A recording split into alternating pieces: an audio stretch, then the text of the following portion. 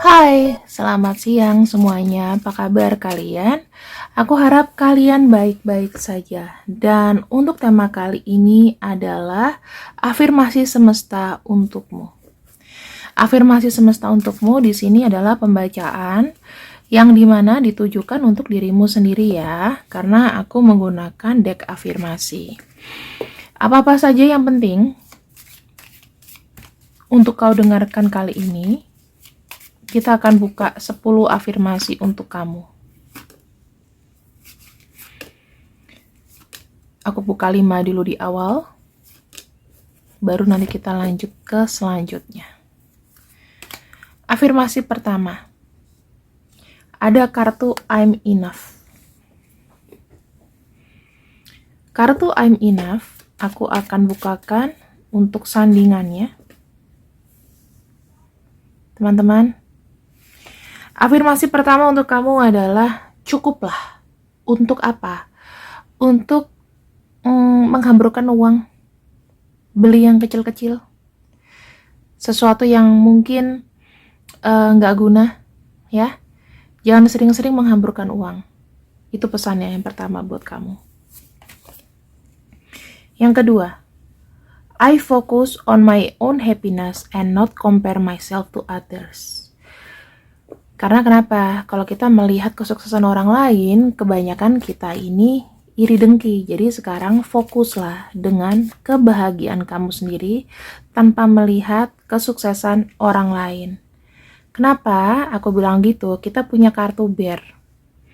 Kamu tuh punya talenta menenangkan. Kamu tuh adalah orang yang tidak perlu banyak kerja keras untuk mendapatkan uang, ya. Kamu cukup melakukan planning buat diri kamu sendiri. Gitu.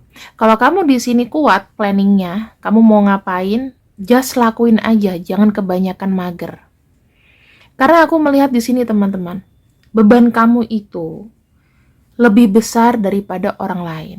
Kalau orang lain kelihatannya gampang ya untuk meraih sesuatu yang dia inginkan. Kamu tuh memang ditakdirkan banyak sekali ujian. Dan tidak sedikit sekali orang-orang, mungkin keluarga kamu, mungkin orang-orang yang kamu kenal, kadang-kadang mengandalkan kamu. Sehingga aku lihat pundak kamu itu berat. Gitu loh. Jadi yang aku bisa bilang adalah kebahagiaan kamu itu ditakdirkan adalah untuk membuktikan kepada orang-orang yang mengandalkan kamu.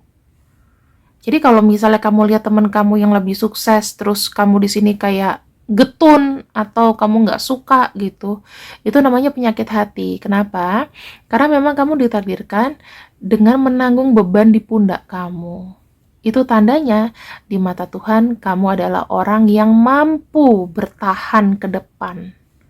Kita nggak pernah tahu, teman kamu lagi happy, lagi seneng, kita nggak tahu ke depannya dia lebih bisa bertahan dari kamu atau enggak. Jadi kebahagiaan kamu adalah fokus dan center on yourself, oke? Jangan punya pikiran kamu tidak berguna untuk orang lain. Yang kedua di sini, aku akan membuat sesuatu yang tidak mungkin menjadi mungkin untukku. Nih, kartunya flower atau bouquet. Bouquet itu biasanya diberikan sebagai ucapan congratulation, ucapan selamat. Kalau kamu wisuda, kalau aku wisuda dulu, papaku bawa karangan bunga yang gede banget. Nah, semacam rasa bersyukur, berterima kasih karena kamu sudah sejauh ini. Aku ngelihatnya, I will make the impossible possible for me.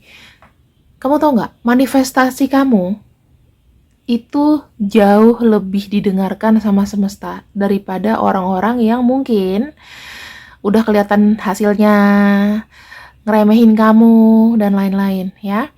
Jadi di sini kamu tuh punya kekuatan spesial. Kamu memang diberikan banyak proses dalam hidup kamu. Namun di sini kadang-kadang kau bisa meraih sesuatu yang orang lain itu mungkin nggak bisa. Kadang bisa instan, kadang bisa lama.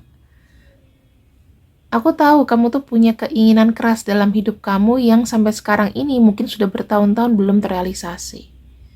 Tapi percayalah, kau akan terima nanti pada waktu yang tepat. Oke? Kedengarannya kayak klise dan umum ya, tapi sebenarnya nggak kayak gitu. Dan ini tidak bisa di setiap orang loh teman-teman. Yang semesta takdirkan buat kita sekarang ini, itu tidak bisa di-share ke orang lain. Tidak bisa orang lain juga harus sama dengan kita. Afirmasinya berbeda. Kalau kamu di sini yang tertarik energinya menonton ini, maka selamat, kamu punya energi ini. Saya berubah. Saya menugaskan diri saya untuk lebih menghargai diri sendiri. Saya ditugaskan untuk menghargai diri saya sendiri. Semesta minta dan Tuhan minta. Kamu harus bersyukur. Kamu tuh lahir di sini. Itu afirmasinya.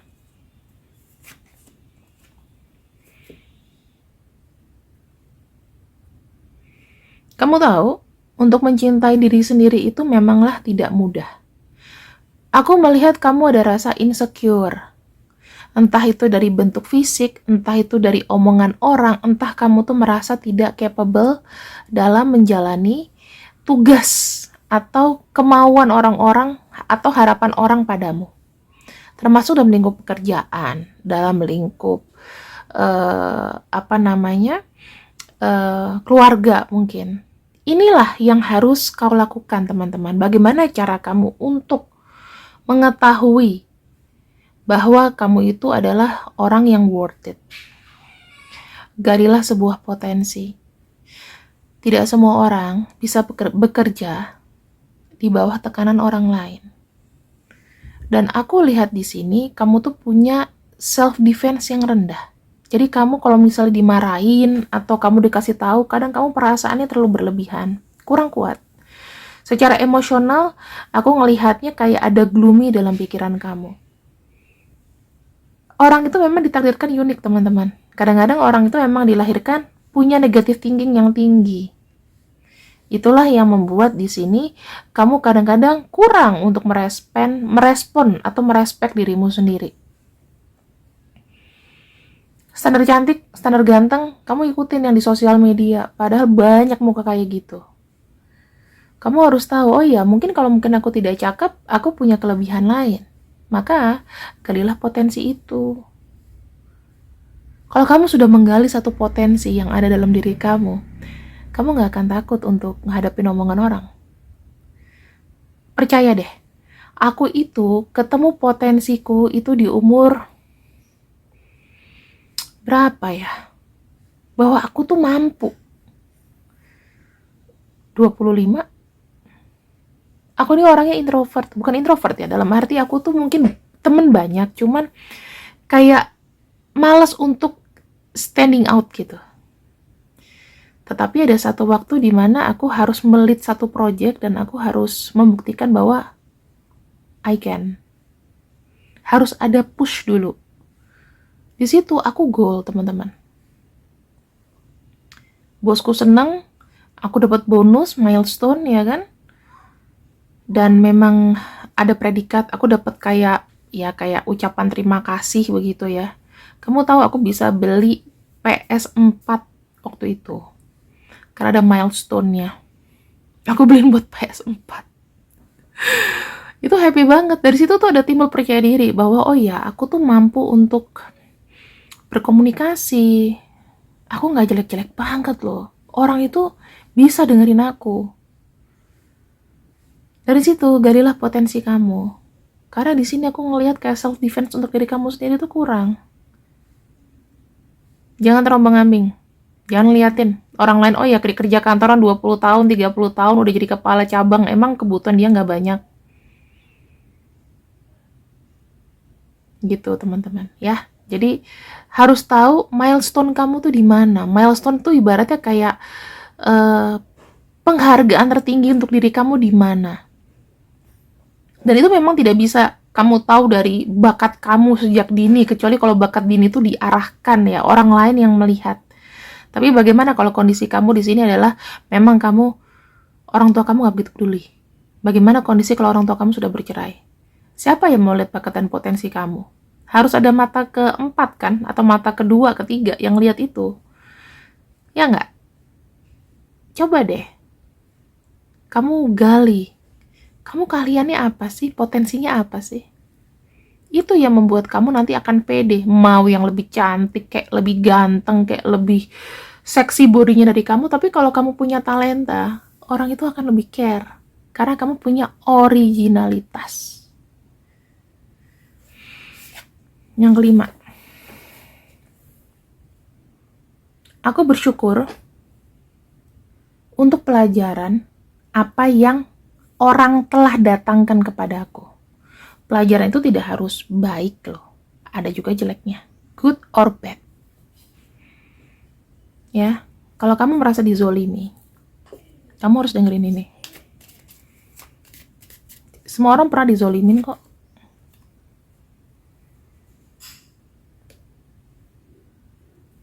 Star itu adalah harapan. Ini nomor kartunya 16. Ya. Aku bisa bilang di sini adalah pelajaran yang orang berikan kepada kita atau perilaku orang yang kita anggap baik atau buruk. Semua itu dirangkum dalam satu jurnal atau catatan. Kalau aku punya kebiasaan aneh. Misalnya, aku punya temen. Aku akan membaca karakternya dan aku tulis di jurnal. Oh, dia memberikan aku pelajaran ini. Tapi once ada orang yang datang sama aku cuma dikala lagi ada duit atau lagi pengen ditraktir, oh berarti ini temen traktiran doang. Itu udah aku tandai, aku punya jurnal. Dengan sifat-sifatnya. Aneh kan? Tapi itu yang membuat aku tuh kayak, oh selalu reminding, oh dia ini orangnya gimana sih?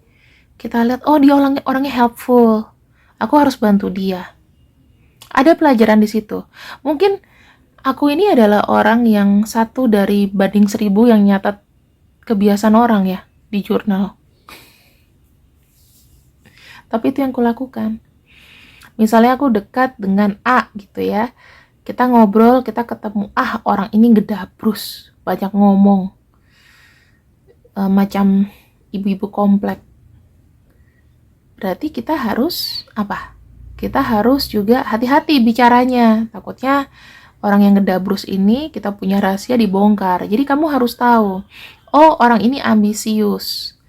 Kalau bisa, kita nggak usah dan nggak perlu untuk merasa lebih hebat dari dia. Karena dia pasti akan ngegencet kita terus. Let it flow aja. Oh orang ini tipe-tipe lupa kebaikan orang. Hati-hati, ular berbisa biasanya ku tandain misalnya namanya Albert. Laki-laki lemes. Atau namanya Dian. Maaf ya, bukan kalian. Misal namanya siapa yang lainnya, takutnya Dian banyak. Namanya nama Korea aja ya. Jenglot gitu. Si Jenglot misalnya. Oh, ini orang suka nyampein berita bohong. Itu aku catat loh. Aku punya 58 list orang yang sering komunikasi dengan aku dan aku catat karakternya. Aneh kan? Ya, tapi harus kalian lakukan. Kenapa? Karena itu untuk reminding. Aku takutnya lupa gitu, takutnya kebablasan. Aneh, tapi menurut aku nyaman. Entah kalau kalian bagaimana? Coba kalian bisa tulis komen di bawah.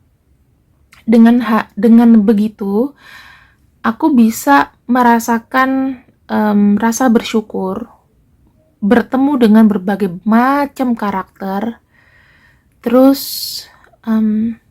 aku sendiri tuh kayak bisa membatasi gitu loh teman-teman. Jadi aku akan serap, oh ini orangnya mungkin berhayal terlalu tinggi, tapi kok dia bisa kesampaian ya? Kayak gitu. Ternyata kalau orang yang kadang-kadang ngomong ini, ngomong itu yang diulang-ulang, itu bisa jadi itu bentuk afirmasi. Oh, berarti ini orang bagus nih untuk spiritual. Oh, orang ini halu nih. Ada catatannya semua. Gitu loh. Tapi itu untuk orang yang udah kita ketemuan ya. Karena kalau kamu di sini kayak mengharapkan seseorang yang belum pernah ketemu yang halu-halu, ya aku tidak bisa catat karena semuanya itu random. Tetapi percayalah, kalau kamu semakin dizolimin, teman-teman, karma itu instan. Aku pernah punya atasan yang entah bagaimana sebetulnya pendidikannya lebih rendah daripada aku. Tapi dia mungkin kebiasaan kiss ass atau diberikan jabatan yang lebih tinggi biasanya. Jadi dia mau menunjukkan taringnya gitu loh. Padahal kalau berteman enak, tapi ketika dia memimpin atau melit, gue dimarah-marahin terus kan. Dengan kondisiku yang aku harus menahan, aku harus kerja dan lain-lain. Sampai suatu ketika mungkin Tuhan itu udah memberikan cukup enough gitu ya.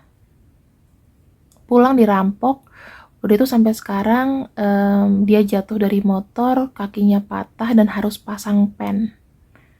Sampai sekarang ya aku nggak tahu apakah masih di kursi roda atau enggak. Tapi instan karma itu ada. Karena tiap hari aku udah kayak kesel dan aku nangis. Kadang-kadang kalian pernah nggak sih kalau di kantor itu nangis di kamar mandinya kantor? Itu yang aku lakukan dulu. Sebelum aku tahu potensiku ya teman-teman. Tapi begitu kalian tahu fokus potensi kalian, kalian itu akan tidak mau digencet. Jadi setiap orang itu pasti punya kisah buruk.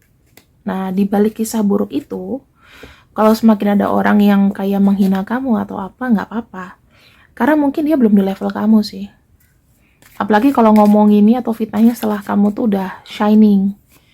Ah,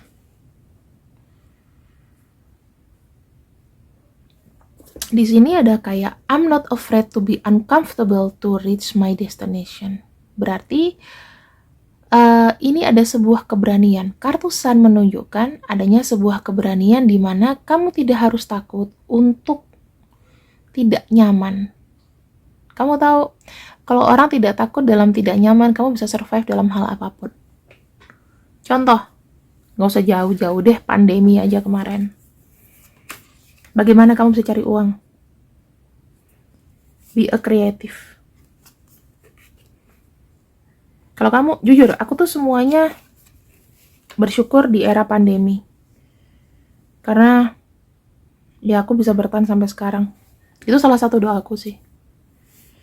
Aku udah ditinggalkan, aku sendirian, aku punya tanggungan.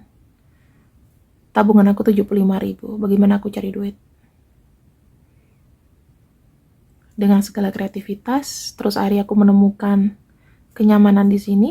Alhamdulillah sampai sekarang gitu. Makanya aku tidak akan lupa dengan komitmen aku. Mau sampai aku pensiun, insya Allah ya, kalau udah kesehatan, aku akan tetap di sini. Karena aku udah janji sama langsung sama Tuhan. Gitu. Gak janji sama orang lagi. Setiap manusia punya perjanjian yang itu adalah nazar. Gitu loh. Kamu juga harus bisa berkomitmen dalam situasi yang tidak baik. Tuhan itu menguji kamu untuk berkomitmen.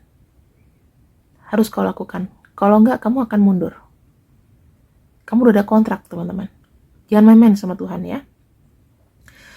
Saya menselebrasi diriku. Aku memberi selamat buat diriku. Ya. Dengan kekuatanku. Dan bagaimana aku sekarang bisa jadi seperti sekarang ini. Selebrasilah dengan semua ilmu, pengalaman yang ada. Gambar book di sini adalah sesuatu yang sudah kau jalani. Sesuatu yang mungkin kau tidak tahu sebelumnya.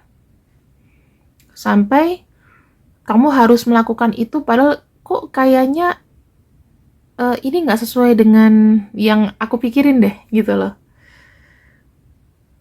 Tapi kamu bisa melewatinya. Atau mungkin bos kamu tiba-tiba kayak kasihin project dadakan gitu yang mungkin kamu sendiri juga kurang ahli, tapi kamu bisa tunjukkan gitu. Itu namanya selebrasi. Dari pengalaman-pengalaman yang tidak kelihatan. Maksudnya pengalaman yang tidak direncanakan, tidak bisa diprediksi. Ketika kau mencoba dengan sungguh-sungguh, maka itu akan menjadi satu selebrasi. Kamu akan enak hidupnya. Di sini I treat myself with respect. Artinya, jika kamu respect dengan dirimu sendiri, seperti aku bilang, kamu mungkin banyak yang dilahirkan dengan pikiran-pikiran yang rumit. Ini energinya bad, karena saya melihat ada 2 bad di sini. Ada yang respect yourself. Ini sama. Jadi penjelasannya sama dengan di atas ya. Jangan kebanyakan mikir. Mikir yang udah pasti. Gak usah mikirin yang jauh, nanti gimana. Kalau bisa kurang-kurangilah. Nanti gimana ke depannya. Nanti. Hari ini dulu dihabisin. Nih, creative energy search through me and leads me through brilliant ideas. Energi yang kreatif itu ada pada diri kamu dan itu akan membawa kamu ke sebuah ide kreatif. Tetapi di sini energinya lagi-lagi cut off ya. Aku ngelihat kamunya di sini kayak nggak mau berkembang gitu loh. Kamu selalu nyaman dengan zona nyaman kamu. Kalau bisa ini diubah teman-teman. Diubah ya. Di sini kata terakhir, it feels fantastic to free myself of physical and mental clutter. Intinya, kalau aku bilang di sini sangat happy ya, sangat enak lah rasanya, amazing. Kamu tuh kayak nggak ada tekanan-tekanan di pikiran, nggak ada yang menyinggung kamu. Kamu merasakan semuanya serba positif. Terus nggak ada batasan-batasan serangan fisik atau bisa dibilang mental blockness ya, secara harmonisasi jasmani, rohani dan pikiran kamu itu kayak lepas gitu loh, mengalir aja. Kita akan lihat kartu terakhirnya ya. Di sini adalah sesuatu impian, teman-teman. Kamu punya mimpi apa sih? Karena kartu terakhir adalah impian kamu di sini itu bisa dijalani kalau kamu sendiri tidak tertekan secara fisik dan juga secara mental. Oke? Karena ini adalah bacaan buat kamu. Sudah 10 kartu aku buka. Coba diterapkan afirmasi-afirmasi yang ada di sini. Terutama buat yang jelek-jelek ini ya. Kalau kamu tanya, Kak yang jelek apa? Coba kamu ulang nih. Ada 1, 2, 3 ya, bukan ini. Ini 1, 2, 3. Kamu bisa ulang videonya kalau misalnya kurang jelas. Terima kasih yang sudah ikut readinganku untuk siang ini. See you, I love you. Assalamualaikum, bye-bye.